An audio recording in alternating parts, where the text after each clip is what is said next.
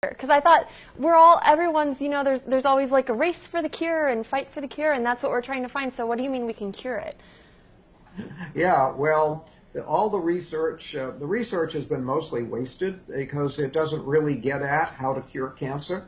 Most of the research dollars go to how to measure cancer and how to treat cancer, but not how to cure it or how to prevent it. And again, the technology, the knowledge to prevent and cure cancer already exists. All we have to do is teach it to people, put it to use, and that's why I wrote a whole book on it. My book, Never Fear Cancer Again, because you don't need to fear cancer. Never fear cancer again because we know how to prevent it, we know how to cure it. All we need to do is teach people how to do it. So what is the cure? Well, we talked about, in the first segment about cells, how the body is made of these little microscopic units of cells. You cannot be sick unless cells malfunction. Well, when cells malfunction in a certain way, we get what we call cancer. Well, what is that certain way? That certain way is that the cell is no longer metabolizing oxygen properly.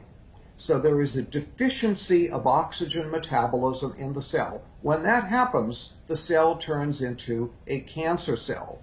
So your job is to make sure that all of your cells are getting adequate amounts of oxygen and processing that oxygen properly.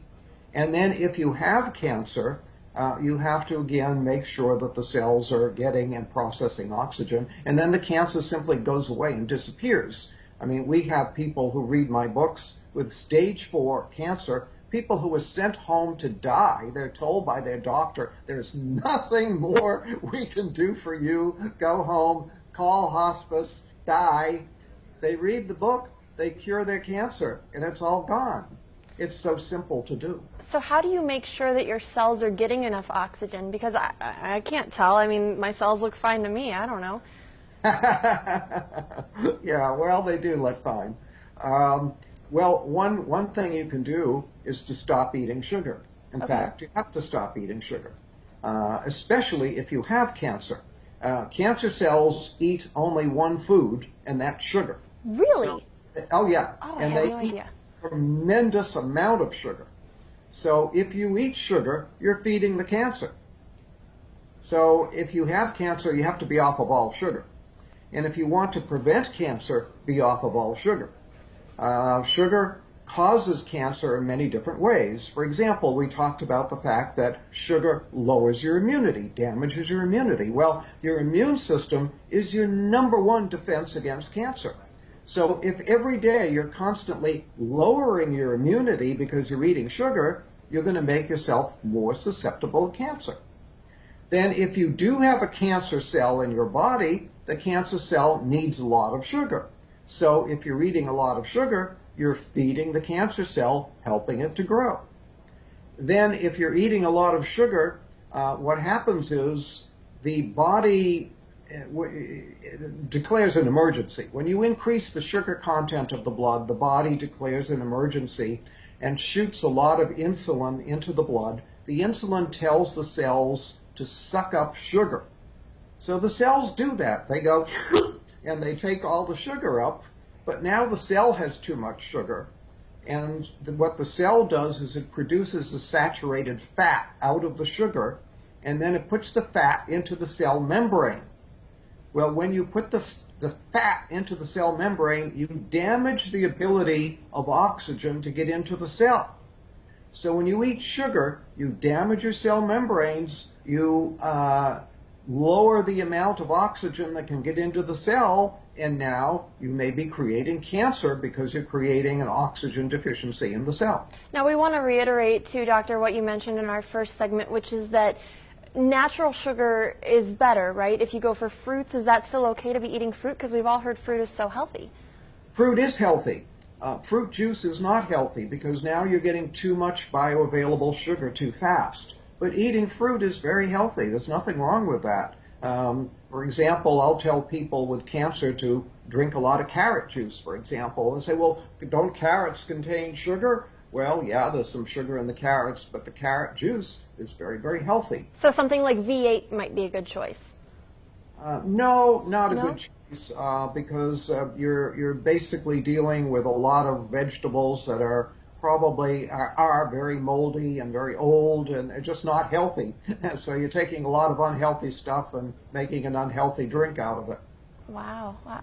I thought V8 was the healthiest drink you could go to. Now, we only have a couple minutes left, but we want to talk about your other book, which is actually dealing entirely with weight loss. And this is something else you say, that people can lose weight for good and not do it through dieting, right? Absolutely.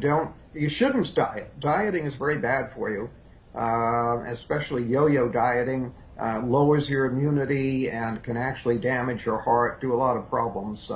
So what you want to do is lose weight. Well, the simple way to do that is to stop eating sugar. And I'm starting to sense a theme here with the sugar. Seems Yeah. like that's the answer to all of these problems. Sugar is a key. In fact, I talked once with a researcher at Harvard Medical School, and I said, do you think there's such a thing as a key to disease? And he said, well, probably not. But he said, if there was such a thing as one single key to disease, that key would be insulin. And when you eat sugar, you make your insulin go up. When your insulin goes up, you throw your body into chaos. All your hormones are in chaos. Everything's in chaos. So sugar is very key. And not eating sugar is very key to making yourself healthy. And when you eat sugar, you make your insulin go up. Well, when you make your insulin go up, what happens is that gives a signal to the cells to not get rid of any fat.